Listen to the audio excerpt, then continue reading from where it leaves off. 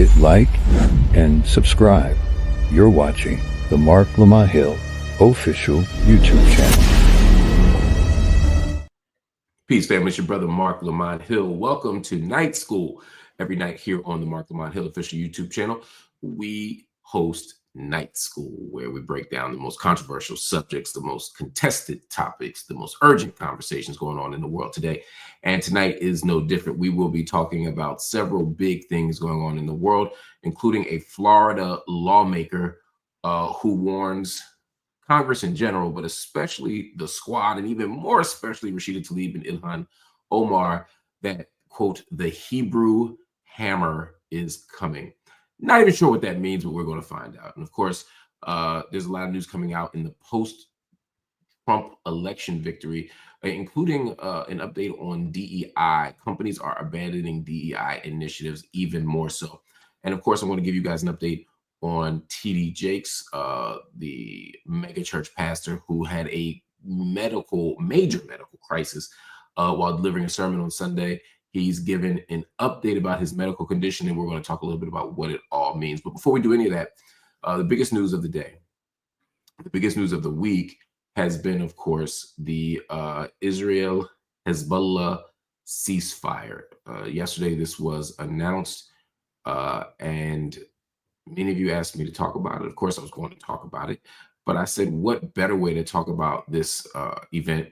What better way to help us make sense of it than to bring back on now the friend of the show, Afif Nasuli, to break it all down. Of course, Afif is a journalist. He is a brilliant man. He's somebody who's been on the ground consistently, and he's someone who gives us all the necessary insights on Lebanon.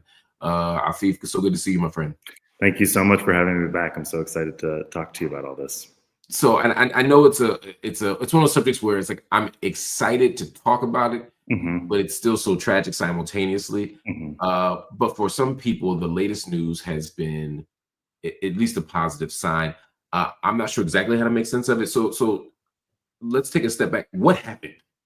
So as of this morning, there's a ceasefire in Lebanon. Basically, France and the U.S. Are going to be working with Lebanon and Israel to maintain peace at their shared border. It started at 4 a.m. Beirut time. Last night was really hard for many Lebanese. I was on the phone with people all through the night. It was really rough in Beirut. My places like I know very well and love and walk down all the time, Hamra, Marilies were targeted. And so is the rest of the country, like it has been for 2 months. It's interesting, the ceasefire deal basically calls for a 2-month initial halt in fighting and will require Hezbollah to end its armed presence in a large swath of southern Lebanon, while basically the Israeli troops return to their side of the border. It's kind of like an upgraded version of the UN Security Council Resolution 1701. So basically in the next 2 months, Hezbollah fighters are like going to retreat 25 miles from the border, and Israeli forces will withdraw from Lebanon completely. And in their stead, thousands of like Lebanese troops and UN peacekeepers will deploy to the south. And an international panel by the US will kind of monitor all of the sides' compliances. I think what the biggest question now is like, how do they actually implement this? But I think to wrap what I'm saying up is that a lot of people find this to be a really happy moment. And a lot of others are still really, their hearts are with Gaza. And I think that there's a balancing of these two extreme feelings, hope for Lebanon and heaviness for Gaza. Absolutely. And I want to talk about Gaza in just a second. A question came in from Bullet the Bunny who said the Lebanese military will keep the north line, right? Yeah. So they're going to put the military and UNIFIL sort of in between, kind of south of the Litani River. One question I have, which is kind of a big question, is like, how will the LAF tell Hezbollah what to do? Kind of like, I don't see exactly that part like being very clear. But yeah, I think one really big thing is that the conditions for the ceasefire kind of rest on the Lebanese army taking a lot of responsibility. I think that that's like just something that we need to acknowledge is happening. And, you know, I don't know if I think that they're up for the job. I believe in them. But it kind of means dismantling and disarming Hezbollah and all of these other militias like Amal and Palestinian militias south of the Litani River. And I don't see that happening. Like, I don't necessarily see that really happening. Why? I just don't think that a group of people who just successfully fended. I mean, this is I saw a tweet today that really, really like spoke to me. It's like one thing I read today was from someone named Zahra. She said a group of men, some who lost their eyes and fingers from the pager attacks, and all who lost their core leadership, their security general, their highest commanding officers, with no aerial power, no advanced weaponry, only their feet planted firmly on the soil of their homeland. They forced a retreat of one of the biggest, most formidable armies in the world. Why would they sort of disarm themselves completely now?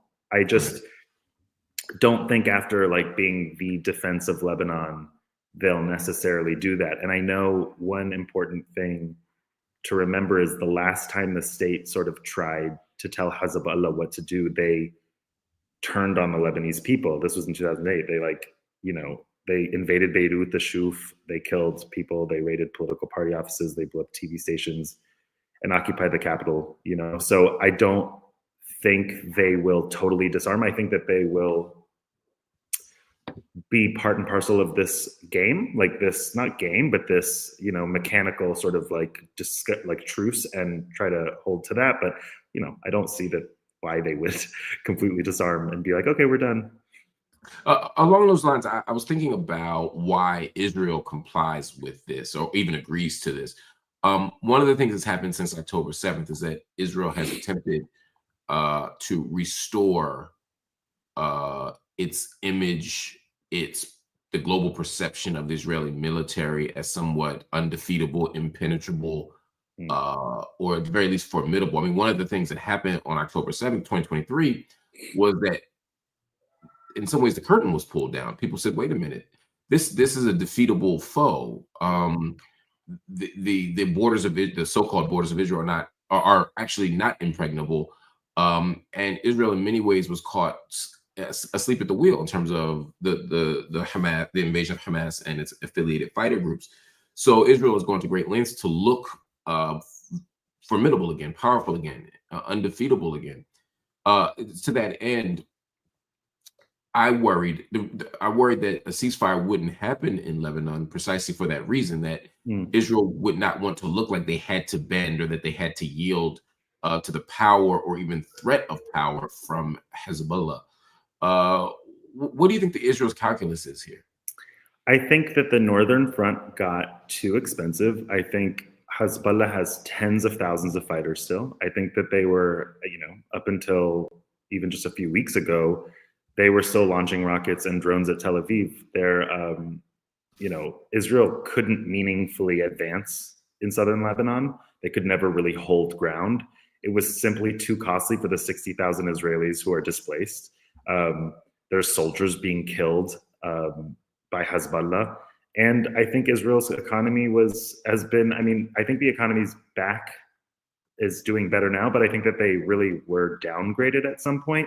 I mean, ultimately Hezbollah was too strong, and they didn't kind of, the calculus of fighting Hezbollah, like they couldn't beat them. I think that Hezbollah is now claiming victory, which I think is a really interesting, and their take is that, listen, we proclaimed victory, we won, we're all going back to our houses. Israeli settlers aren't even going back to their houses. Like the south, the Bekaa, the southern suburbs, they're not the people that are returning. And I think ultimately Israel saw that Iran and Gaza are a more important sort of front for them. I think that Hezbollah is just too difficult to beat.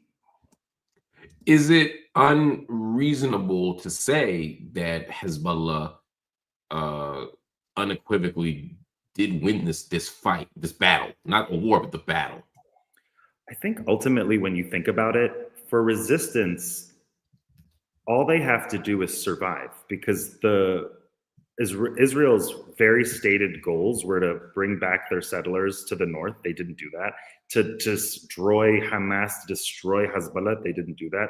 So I think when the dust settles and you look back on this, it'll be a lot like 2006, where you just say, well, this, group of men who had been destroyed, like they devastated, their leadership has been devastated, still somehow managed to hold the line and not let them sort of take over any ground. And, they were fighting an aerial army that's huge. I do think that it's important to say that Hezbollah's victory is limited by the fact that Beirut and southern Lebanon and parts of just the whole country are decimated, devastated. There's so much to think about in that regard. What does decimated mean? What does decimated mean, in this context? I mean, we've seen decimated and we've seen decimated. Here in the United States, Ferguson or New Orleans might be seen as devastated, right? And then you go to Khan Yunis or not Khan Yunis. You go to Khan, you go to Rafah, for example. Then you really see devastation. You go to Gaza City and you see, different levels of devastation here. Break it down for me. What does it look like there? There's a lot of pieces to devastation, right? There's over 1 million people are displaced. A lot of them are going back to homes that are demolished. A lot of infrastructure is demolished. 3,700 people are killed. 14,000 people are injured. There's $3.4 billion in damages. Says the World Bank in Lebanon. $1.1 billion of that damage is agricultural damage. Countless farms are burned up, destroyed. White phosphorus was reportedly used. The GDP is possibly contracting by 6.6% this year. And then that's not even discussing the thousands of buildings, structures that are destroyed. And then on top of all of that, you have healthcare, which is just decimated. I mean, 220 health workers have been killed. There have been over 65 attacks on hospitals. The priority right now is to replenish stocks of medicines, because ultimately people don't have medicine. They don't have emergency care available.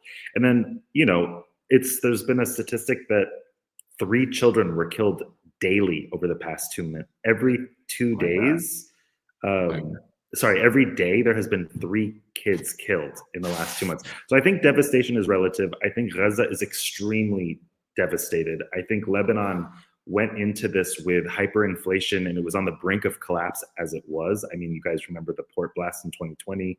There was just so much economic Ponzi scheming going on. The same warlords who ran Lebanon decades ago are still running Lebanon now and stealing all of its money. So this war came at a time where the Lebanese literally couldn't afford it. So it was a huge sacrifice.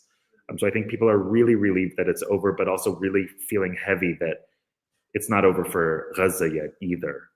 I'm glad you mentioned Gaza, because Chef Shire asks, why can't they bring unflinching into Gaza as well? It's a very good question. A lot of people are asking, why aren't they doing a lot of similar things in Gaza that they would do in Lebanon? I think ultimately the UN created Israel, and then Israel sort of bit back its creator, right? So it's like one of these things. It's kind of like Frankenstein. It's like you watched the UN create Israel get birthed into the world and then start fighting back at the UN. So I think that the UN is invited into southern Lebanon, but UNRWA, as you see, is called Hamas all the time in Gaza. So I think ultimately, I don't know that Israel wants that kind of peacekeeping mission. I don't know. I can't speak on it because I'm not sure, but I imagine that. But I think that's right. I think there's a great, and for those watching, UNFIL is the United Nations interim force in Lebanon, and they're ostensibly, not ostensibly, they're a peacekeeping force. They've been around since '78 for this purpose. But I think you're right. I think there's such antipathy toward the UN and anything UN related in Israel Palestine on the Israeli side, and as you pointed out, Israel's relationship to the UN is such a complicated one, and it's a messy one, and I'm not sure that it would work as effectively in Gaza, or that it would work at all in Gaza. But it's a thought. It really is a great question. Levi A wrote in and said, "Did Hezbollah violate ceasefire?" So all I have heard since the ceasefire has been that at least one Israeli airstrike has jolted the capital. even just moments, it was just moments after Biden kind of declared this. And then I actually, today, I read on TRT that Israel injured at least 3 journalists documenting the return of displaced Lebanese. It is being described as the first violation of the ceasefire. It reportedly injured a photojournalist with the AP and a reporter with the Russian agency Sputnik. I know that the Israeli military has been warning Lebanese residents to stay away from like the previously evacuated areas in the south and east and around the capital of Beirut too. But I mean, several highways have been crowded, vehicles, people carrying their like Hezbollah flags going all the way down to the south to their homes. A lot of them are in ruins, but I ultimately think that the ceasefire will be violated a few times before we hear about it. So I think that there will be on the ground violations here and there. I think that there's a difference when something gets escalated and then they have to like call off the ceasefire, because it's very clear that the Western powers that be decided that a ceasefire was now it was now time for a ceasefire. So they've sort of decided it and they've applied it. And I think that ultimately Israel wants the ceasefire, so it's why it's happening. Why does Israel want the ceasefire right now? I think that they're suffering. I think they want to reload. I think that they need to focus on Hamas, and I think that they need to focus on. I think that they just didn't succeed. I think ultimately they failed their goals in Lebanon, and I think that like it became costly. Like I just think that the 60,000 people in the north wanted to get returned quickly. I think that they wanted to start settling Lebanon. I think that to beat Hezbollah would take so much more weaponry, so much more on the ground work that I just think that they're tired. Like that's my big read on it. I'm not sure if that is fair, because they could also just be, listen, I don't trust Israel. I don't trust what they say. So they could easily be doing something to regroup and concentrate on Iran. I think that they're also waiting for Trump. I think 60 or plus days, Trump is going to be in office. There's going to be a whole new mandate happening. So I just think that they're waiting. I think they're waiting. The United States is being presented to the global community right now as a broker of peace. Right. Which is so fascinating to me. What does this mean for President Biden, particularly as he's in the last days, not just of his presidency, but maybe of his legacy shaping kind of journey? And what does this mean for the U.S.'s role in Middle East relations right now? I think that Biden and I think his administration they're really trying to get some wins in and shape a post sort of war situation before Trump gets there, so that they can sort of have things in place and also claim the victory, claim that they were peace brokers, but they're not peace brokers. They're just people who are like, everybody get out of the way. We're going to like make sure this works for our baby in the Middle East. And I think that I think Biden just literally just wanted to win. I think there was a moment where there was just a really good opportunity to call it in Lebanon. And as they were calling it, it was so maniacal. They bombed the hell out of the country. So I just think that I'm cynical. I just think Biden wants a win. I think Biden is going to try to get a ceasefire in Gaza. I think it's going to be all very flimsy. And then I think Trump is going to come in. For the next 2 months, it might be a little bit quiet, and then Trump's going to come in and try to do deals. And I think it's going to be like less. I don't know what it's going to be like with Trump. I actually don't want to conjecture. I think that it's going to be a lot of deals, and they're going to be random. And I think that's a part of this situation that we're going to have to sort of brace for, is the randomness of Trump.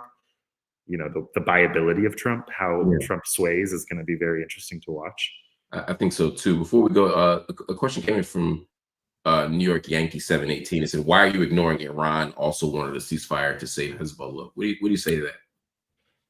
I don't know that Iran. I feel like Iran. Okay, so in my opinion, I feel like Iran kind of sold Hezbollah down the river a little bit in the last couple of months. I think with Nasrallah, and I think that they just realized that they need to get a nuclear deal. I think their economy is really bad. I think that Hezbollah is someone that they help out and fund, and they definitely want to help. But I also think that like ultimately they cut their losses, and I think there's this, to my imagination, I think Iran has too much to deal with domestically to like really want any of this. I think all of their missiles back were coordinated. I think that this has been a dance the entire time. I think when we finally hit, the news hits our sort of like, while we experience the news, so much has happened to like build up to what we're experiencing. And I think that Iran and Israel probably had some coordinated dance to say, hey, this is what we're taking, and this is what you can, you know, sort of fight back with, and then we're going to end it here. And like, I think that we're all just finding out about it, but I imagine Iran just wants to get the hell out of this and help itself just recover. Speaking of recovery, what does the next phase for Lebanon look like? Yeah, I think it's going to take years for recovery. I think like the fact of the matter is every third building in the south is demolished. The market of Nabati is demolished. Like the devastation in Lebanon is so great because I feel like the economy isn't there to rebuild. I think it's going to be really a long road ahead. I think one thing that really gives me hope is that there was a lot of unity across the sects, helping each other, actually. There was a lot of support. A lot of my friends and family were like stepping in where the state just wasn't available. And I think one of the most important things that we can cling on to for the next however long is that Lebanon did come together at a time when 1 million people were displaced and really needed community. And the community really stepped up. They sourced mattresses from Syria. They were donating blood. They were finding food and giving it for free.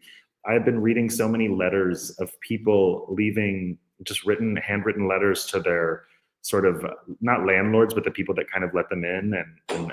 And they're so heartbreaking and touching. I think there's been so many connections made across Lebanon in a way that I think Lebanon really needs.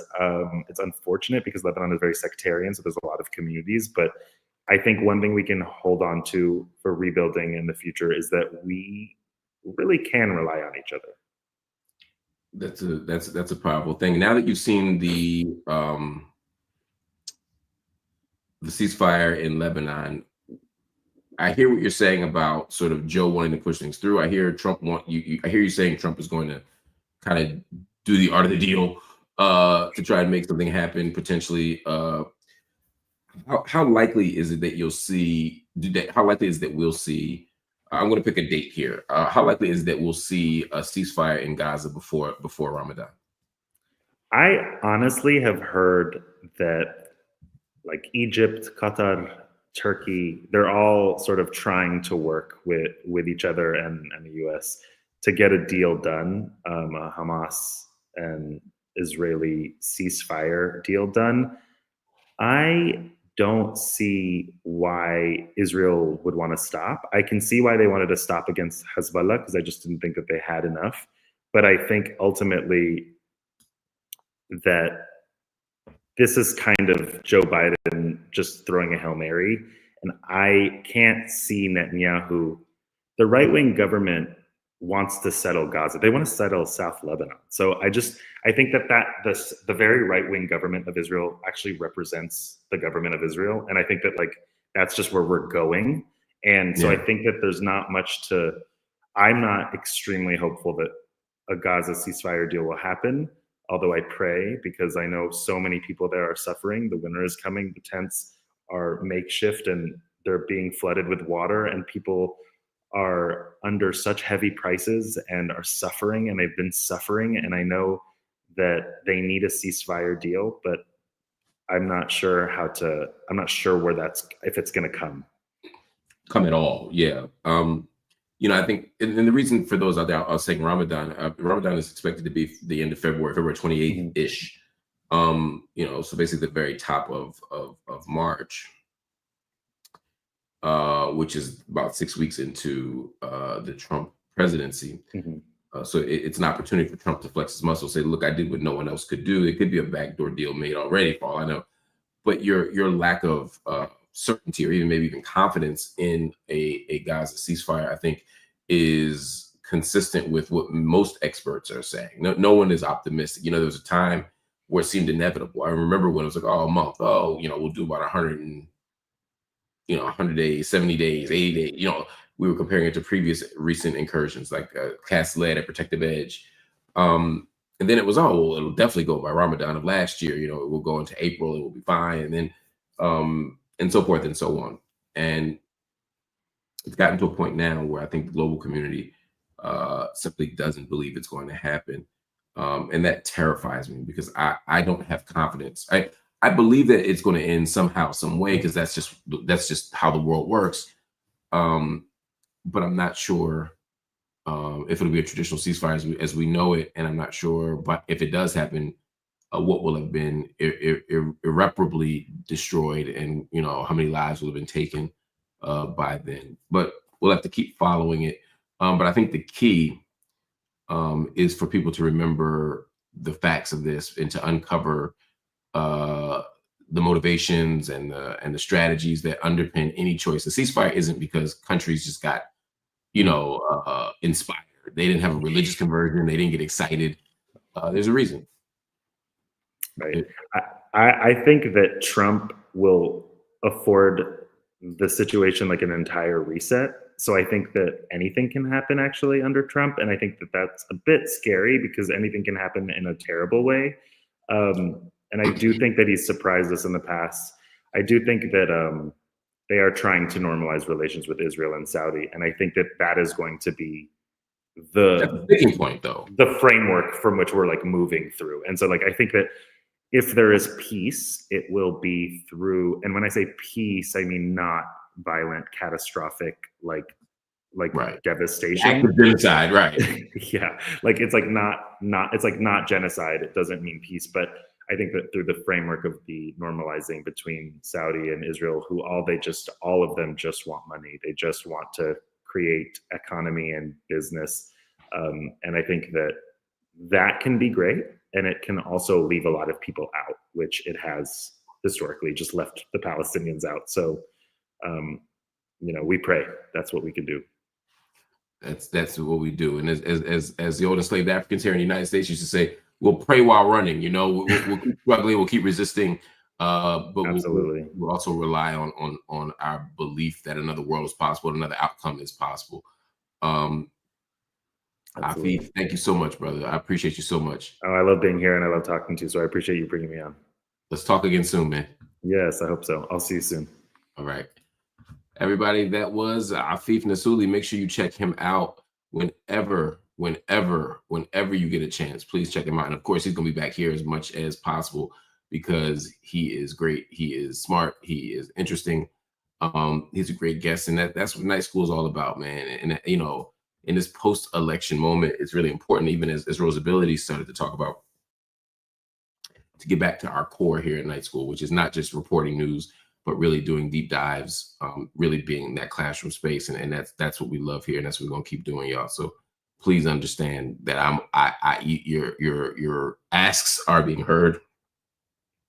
And I'm happy to do it. It's exactly where I want us to be as well. Before we go, I just want to bring up at least one more story for you, because I know it's late, but I want to talk about this DEI thing for a couple of reasons, and we'll get at it in a way that I think is different than the way the mainstream media is getting at it, which is somewhat silly, if not immature. Anyway, let's get to it. Walmart, y'all know Walmart. Walmart is the latest big corporate retailer to pull back on its diversity, equity, and inclusion initiatives amid Donald Trump's election. Trump and conservatives have criticized DEI programs as anti-white racism, just to confuse the issue. In Trump's first term, he issued an executive order that banned DEI training throughout the federal government. His incoming deputy chief of staff for policy, Stephen Miller, has filed suit against several companies through his America First Legal. That's the rights kind of response to the ACLU. Imagine like if like the Klan could have their own NAACP or you know what I mean, or something like that. That's kind of what these folk are. But anyway, America First Legal is actually suing these companies. It's so crazy. With the incoming Trump administration's opposition to DEI, many of the companies are bowing out before they become a target. Companies don't want anything to do with DEI, sometimes because they actually don't believe in it and they only did it before, for tactical reasons, which we'll talk about, but also because they don't want to become a legal target. An analysis of 9,000 public companies shows the rise and fall of DEI programs from the year 2020 to the year 2024. I'm going to zoom in on this just so you can see it a little bit better. So from quarter 1 of 2020 to quarter 4 of 2024, you can see the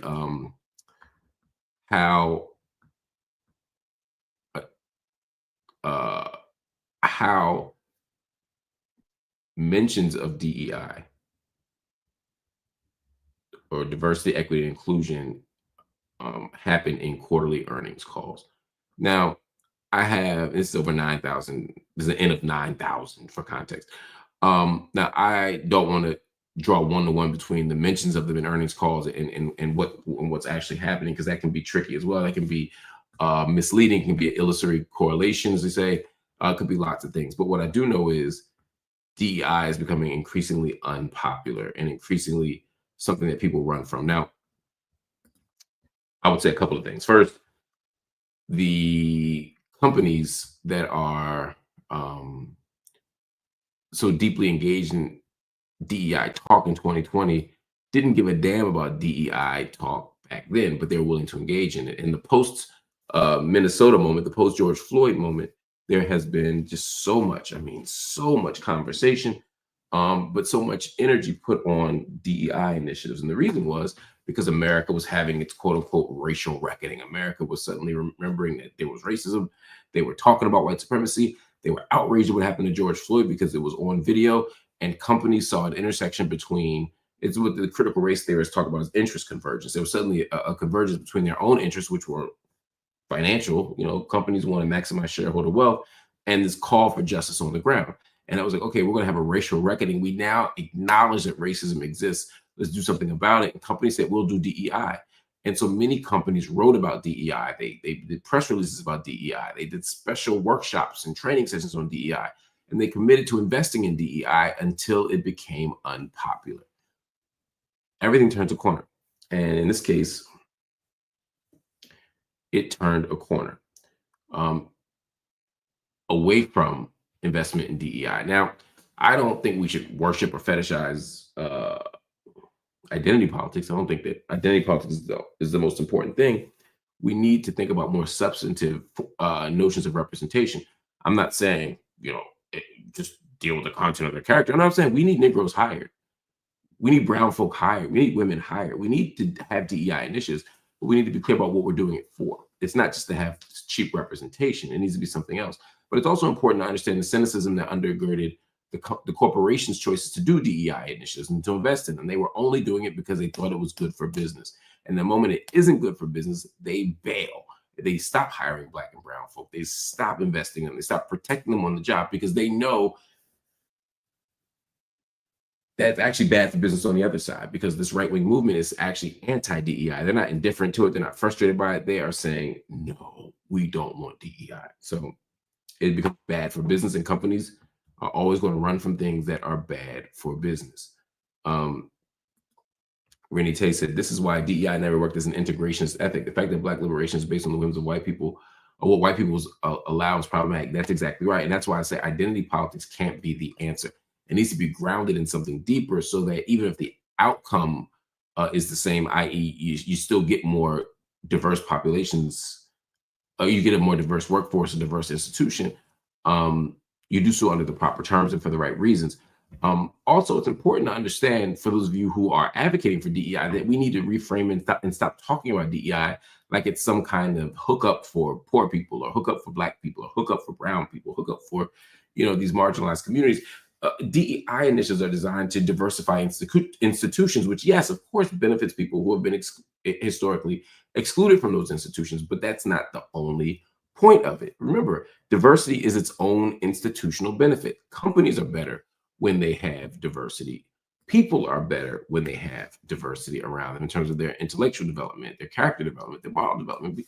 People need this stuff. Institutions need this stuff. Institutions are better when they're more diverse. It's just a fact. But too often, we concede this idea that we're just helping out these poor brown people who couldn't get into school otherwise. We're helping out these poor black people who couldn't get into school otherwise. And that can't be how we think about things. We need a more fundamental and radical shift that won't happen by liberal inclusion models. It'll happen by shifting political economy. Until we do that, none of this other stuff matters.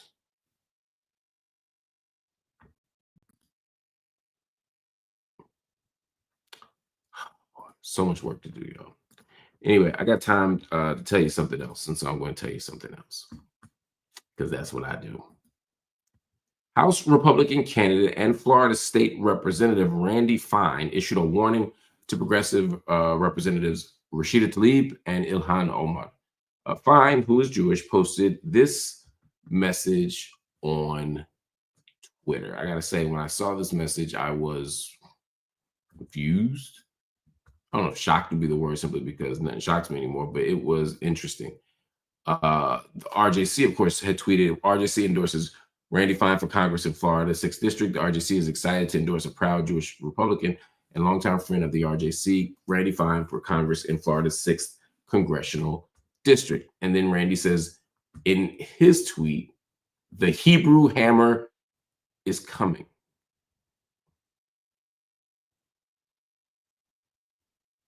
What? The Hebrew hammer is coming. Now, Fine also included a hashtag.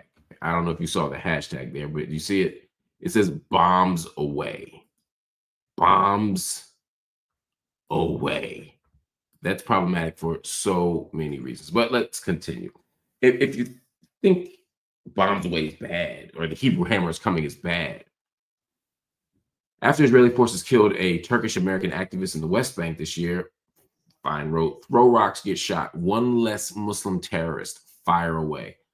In 2019, Fine called a Jewish consistent a Juden rat for defending a forum titled Palestine, Israel, opening the dialogue. So just a panel on opening the dialogue got him called a Juden rat. And of course, the Juden rat refers to Jews who collaborated with the Nazis during the Holocaust. Fine is running to replace Mike Waltz, who, you know, Donald Trump had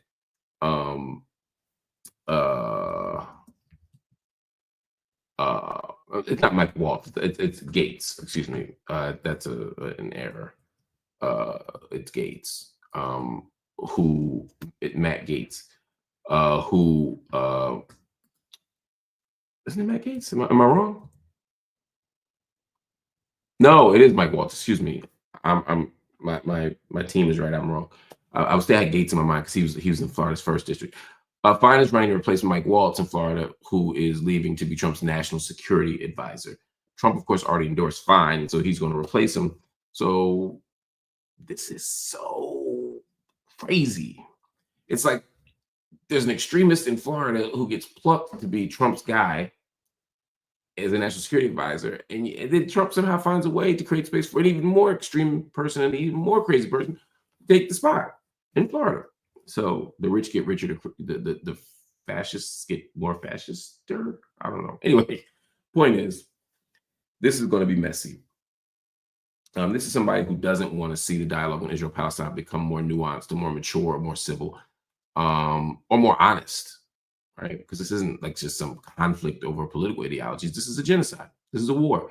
And the fact that people in Congress are speaking up and speaking out about this genocide is important. But if the consequence of speaking up becomes so high, you know, the Hebrew hammer and all this other stuff, and the words Hebrew hammer don't bother me as much as the ideology and the energy underneath those words. And that is, he's going to punish people for having a different opinion.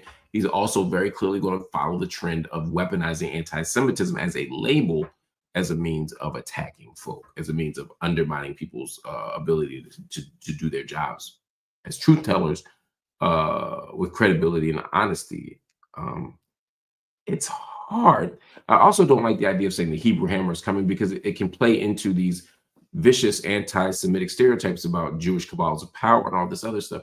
It's not about the Hebrew hammer coming. It's about there being a lobby. There's an Israel lobby, just like there's a gun lobby, just like there's an anti-abortion lobby. There's lobbies. And the Israel lobby is advocating certain kinds of policies that they're fighting to get. But it seems like the conversation moves away from that, and it moves into this zone where suddenly other groups have the ability to be politically organized and to have action committees, etc. But you know, when it comes to Jewish people, it's sometimes in U.S. politics seen as some. It goes back to like the protocols of the elders of Zion kind of logics, right? It's like, no, these aren't secret cabals of power. These are political groups that are making active, organized, informed, well-resourced choices, tactical choices, just like the gun lobby is. The problem is they're not advocating for Jewish people. They're not advocating for safety for Jewish people. They're advocating for the maintenance of Israel as an apartheid, racist ethno-state that ultimately not only undermines the possibility of Palestinian liberation and self-determination, but also doesn't do much for Israel's racial landscape or moral efficacy, I would argue. So we got to have that conversation as well. Yeah, that's all I have to say about that. Anyway, y'all, I'll talk to you all later. I do have an update about TD Jakes that I'll give at another time, probably later tonight or tomorrow morning as a separate live, because I want to get into some details about that, and we can't do it tonight. But I want to thank you all for watching. I want y'all to hit that like button, hit that subscribe button, and if you're so inclined, hit that join button and become a monthly paid subscriber to the channel, family. We need your support, so please consider doing it. If you can't make the commitment to be a monthly supporter, feel free to just go to one of our platforms and make a one-time donation, you know, for the month. I mean, you go to Cash App, you go to PayPal, you go to Zelle. You can pick whichever one you want, but feel free to do so. Feel free to pick one and drop it an amount. If it's $1, we are grateful. If it's $1 million, we are grateful. Anything in the middle, we are grateful for. But if everybody watching tonight, if everybody watching right now were to donate $10, we'd be able to meet all of our financial goals for the month. So please consider dropping something in for your people. Anyway, y'all, I love y'all. I appreciate y'all. I will see y'all later.